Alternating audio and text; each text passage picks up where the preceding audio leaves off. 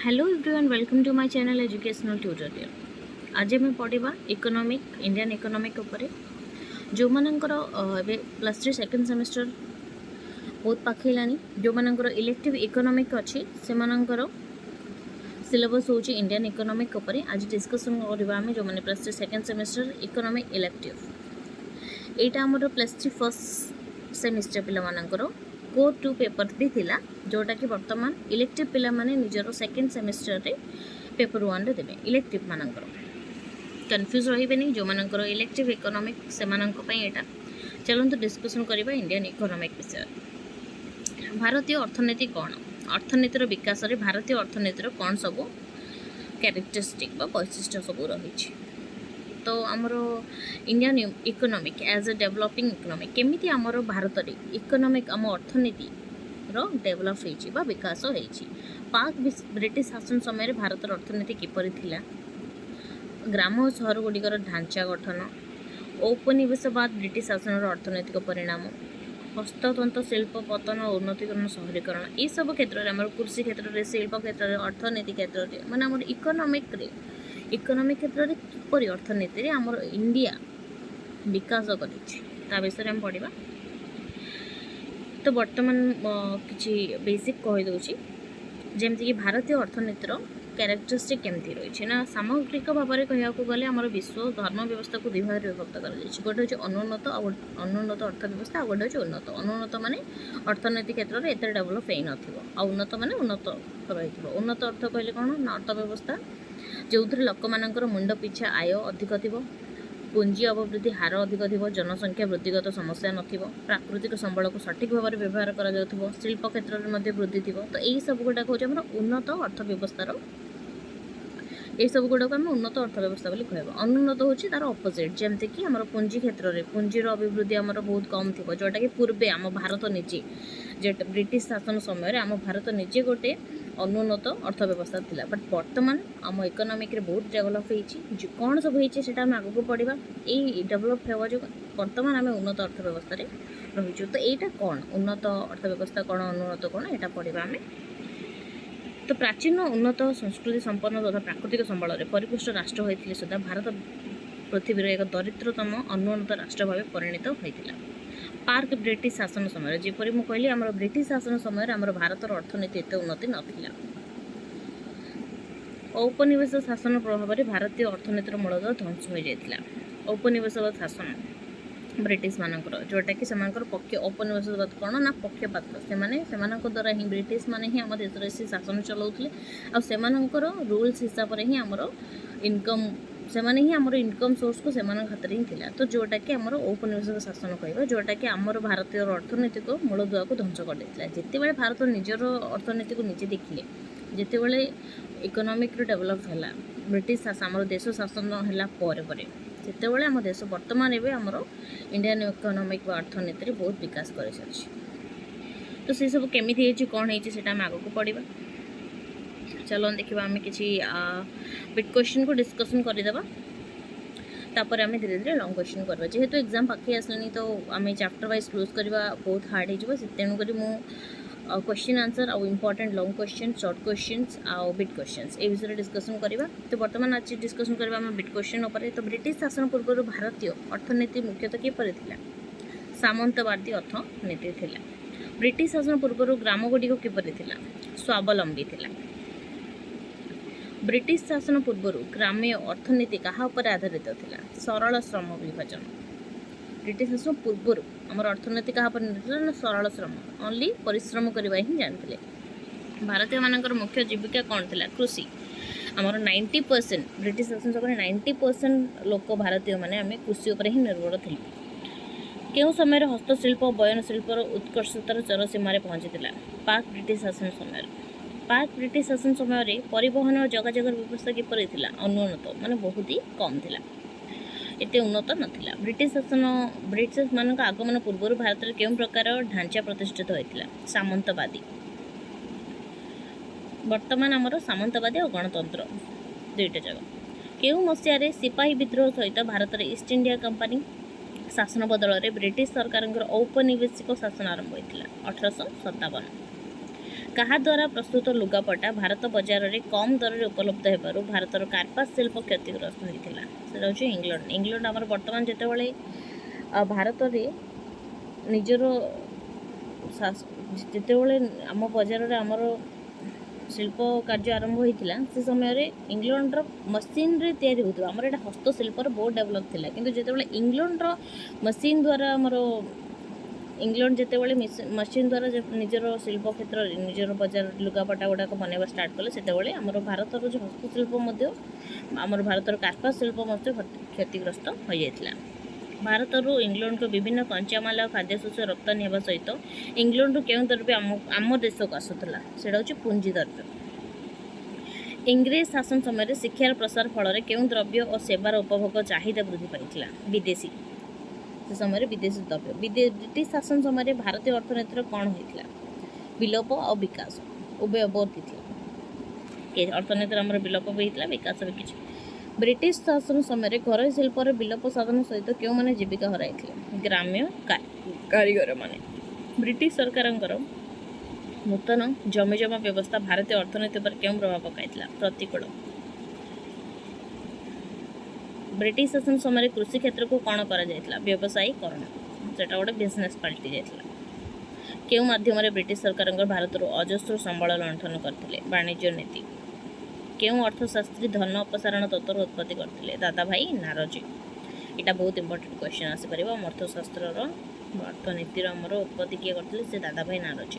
ଭାରତର ଦୁଃଖ ଦରିଦ୍ର ମୁଖ୍ୟ କାରଣ ଭାବେ ନାରୋଜି ଦେଶରୁ କ'ଣକୁ ଚିହ୍ନଟ କରିଥିଲେ? ଧନ ଆଉ ସମ୍ବଳର ଅପସାରଣ। କିଏ ସର୍ବପ୍ରଥମେ ଭାରତରେ ଜାତୀୟ ଆୟର ଗଣନା ପ୍ରଚେଷ୍ଟା କରିଥିଲେ? ନାରୋଜି। ଜାତୀୟ ଆୟ ଆମର ନାରୋଜି ହିଁ କରିଥିଲେ। ଅନୁନ୍ନତ ଅର୍ଥନୀତିର ଏକ ପ୍ରଧାନ ସୂଚକ ସ୍ୱଳ୍ପ ମୁଣ୍ଡ ପିଛା ଆୟ। ଅନୁନ୍ନତ ଅର୍ଥନୀତିରେ କ'ଣ ଯାଏ? ସ୍ୱଳ୍ପ ମୁଣ୍ଡ ପିଛା ଆୟ, ଜନସଂଖ୍ୟା ବୃଦ୍ଧି ଏସବୁରେ ସେମିତି ଆମର ଏଇଠି ଅପସନ୍ ଅନୁସାରେ ସ୍ୱଳ୍ପ ମୁଣ୍ଡ ପିଛା ଆୟ। ଭାରତର ମୁଣ୍ଡ ପିଛା ଆୟ ଅନ୍ୟ ଦେଶଗୁଡ଼ିକ ତୁଳନାରେ କ'ଣ ଥିଲା? ସ୍ୱଳ୍ପ, ବହୁତ କମ୍ ଥିଲା। କେତେବେଳେ? ଯେତେବେଳେ ବ୍ରିଟିଶ ମାନଙ୍କର ଶାସନ ଅଧୀନ ଥିଲା। ଭାରତ ଏକ ଡେସ୍ ଅର୍ଥନୀତି, କୃଷି ପ୍ରଧାନ। ଭାରତର କୃଷି କ୍ଷେତ୍ରରେ କେଉଁ ବେକାରୀ ଦେଖାଯାଏ?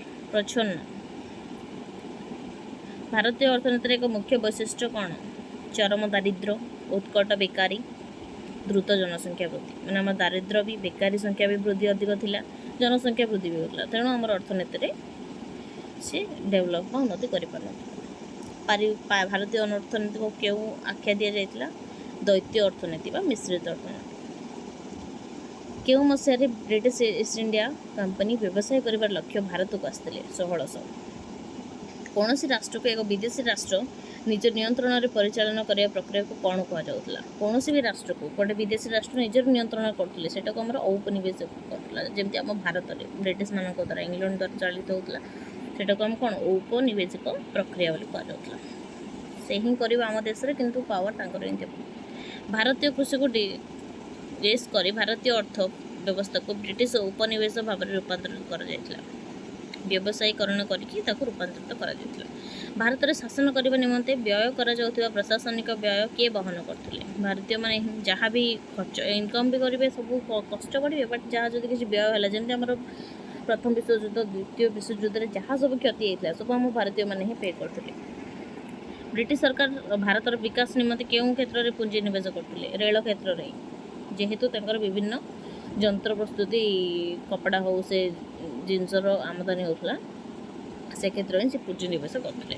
ଭାରତର ଉପନିବେଶିକ ଶାସନ ଏବଂ ଏଥି ସଂଲଗ୍ନ ନୀତି ନିୟମାବଳୀ କେଉଁ ଢାଞ୍ଚାରେ ପ୍ରସ୍ତୁତ ହୋଇଥିଲା? ସାମନ୍ତବାଦ। ବ୍ରିଟିଶ ସରକାରଙ୍କର ଦୀର୍ଘ 200 ବର୍ଷର ଉର୍ଦ୍ଧ୍ୱ ଶାସନ ଫଳରେ ଭାରତ ଏକ ଡେସ୍ ଅର୍ଥନୀତିରେ ସମଗ୍ର ବିଶ୍ୱରେ ପରିଚିତ ହୋଇଥିଲା। କ'ଣ ହେଇଥିଲା? ଅନଗ୍ରସର, ଅନୁନ୍ନତ, ଅର୍ଦ୍ଧରାଜତନ୍ତ୍ର ଉର୍ଦ୍ଧ୍ୱରେ ଭାରତ ଗୋଟେ ଏତେ ଡେଭଲପ୍ ହେଇନଥିଲା। 23-24 ଆର୍ଥିକ ବର୍ଷରେ ଭାରତର ମୁଣ୍ଡ ପିଛା ଆୟ ବର୍ତ୍ତମାନ ଆମର 7.4। ଯେମିତି କହିଲି ବହୁତ ଆମ ଦେଶ ଏବେ 60 ବର୍ଷ ପରେ ଦେଶ ବହୁତ ଇକୋନୋମିକ୍ର ଅର୍ଥନୀତିରେ ବହୁତ ଆଗକୁ ଯାଇଛି। 2023-24 ଆର୍ଥିକ ବୟସରେ ଭାରତର ଜାତୀୟ ଆୟ ମୁଣ୍ଡ ପିଛା ଆୟ ଜାତୀୟ ଆୟ କ'ଣ? ମୁଣ୍ଡ ପିଛା ଆୟ ଆମର ଦେଶର ଟୋଟାଲ୍ ଇନକମ୍ डिवाइडेड बाय आमर टोटल जी जनसंख्या अच्छा से डिवाइड करदे मुंड पिछा माने जनक पिछा इनकमटा केते सेटा होची मुंड पिछा आय जोटा कि वर्तमान आम भारत में 7.4 अच्छी डेभलप कर आर्थिक भारत जातीय आय कौन जिते इनकम से 8.3% से ही आम भारतीय जातीय आय आम जनसंख्या को जो डिवाइड कर आमको मुंड पिछा आय मिल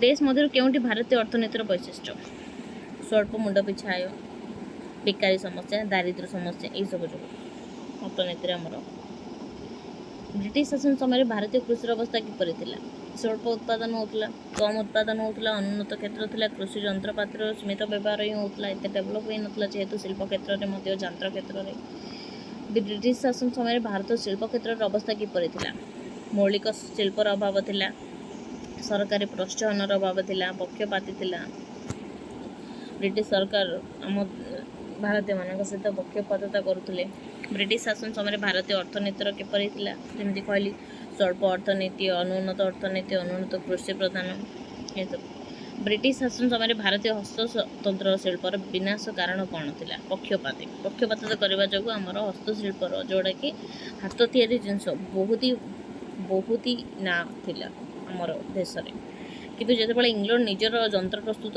जिनस वाणिज्य आम रेल मध्यम आणिकी आमर भारत में तार चाहिदा वृद्धि होगला से लोक सेगुटा को बहुत पसंद कले तो से आमर हस्तशिल्पर विनाश घटी जाता प्राक ब्रिटिश शासन समय भारतर ग्राम्य जीवन किपर थी संगठित असंगठित अप्स एंड डाउन चलता आमर अभी देखा गोटे शब्द बा गोटे वाक्य किपर उत्तर 2020-21 मसीह भारतर मुंड पिछा आय 16,659 भारत एक विकासोन्मुखी देश डेभलप कंट्री भारतर मुंड पिछा आय उन्नत देशर मुंड पिछा आय तुलन में स्वल्प बा सीमित दादा भाई नारजी क्यों तत्वर की उत्पत्ति करते धन अपसारण तत्वर इंग्लैंड ईस्ट इंडिया कंपनी क्यों मसीह भारत को आसाला 1600 ये 11 देती बट 1600 देशर मोट जातीय आय बाई देशर मोट जनसंख्या है आमर मुंड पिछा आय आस स्वाधीनता प्राप्ति समय भारतीय अर्थनीति औपनिवेशवाद जोड़ा कि जन आम भारत आम देश में ही आस गोटे राष्ट्र अन्य राष्ट्र जाकि निज इच्छा शासन करते से आम औपनिवेशवादी को बोली प्राक विशिष्ट शासन ब्रिटिश शासन समय भारतर अर्थनीति केतोटी अर्थव्यवस्था भाव में प्रकटित होता दुईटी कौन कौन कही उन्नत अनुन्नत प्राक ब्रिटिश शासन समय भारतर ग्रामीण व्यवस्था किपर गठित होता सरल श्रम विभाजन सरल भाव खाली कष्ट करिया प्राक ब्रिटिश समय भारतीय मानकर मुख्य जीविका कौन थी कृषि क्यों समय भारतीय कृषि को व्यवसायीकरण कर ब्रिटिश शासन समय क्यों शासन समय भारतीय वस्त्रशिल्पर अवक्षय घटी ब्रिटिश शासन समय ही से समय आम देश बहुत ही दरकार था ब्रिटिश शासन समय शहरी हस्तशिल्पर प्रोत्साहन निमंते कौन गठन कर व्यावसायिक समिति कहार पृष्ठपोषकतार परिचालन होता नगर सेट नगर सिटीर जी हेड सेट मान से सेट कर स्वाधीनता प्राप्ति समय भारतीय अर्थनीतिर व्यवस्था कौन थी अनुन्नत से समय वर्तमान उन्नत प्राक ब्रिटिश शासन समय भारत कृषि क्षेत्र अवस्था कौन थी आत्मनिर्भरशील पार्क ब्रिटिश समय भारतीय शिल्प हस्तांतर शिल्पर उत्कृष्टता गोटे अनुन्नत अर्थनीतिर मुख्य वैशिष्ट्य कौन थी स्वल्प मुंड पिछा आय आउ जनसंख्या वृद्धि मुंड पिछा आयर स्वल्प ब्रिटिश शासन समय भारतीय शिल्पर अवस्था कौन थी मौलिक शिल्पर अभाव था ब्रिटिश शासन समय हस्तांतर शिल्पर विलोप कारण कौन होता ना पक्षपातिता जो होता 2022-23 भारतर मोट जातीय आय 6.8% भारत में पुंजी अभिवृद्धि हार स्वल्प 22-23 सरकारी क्षेत्र में पुंजी विनियोग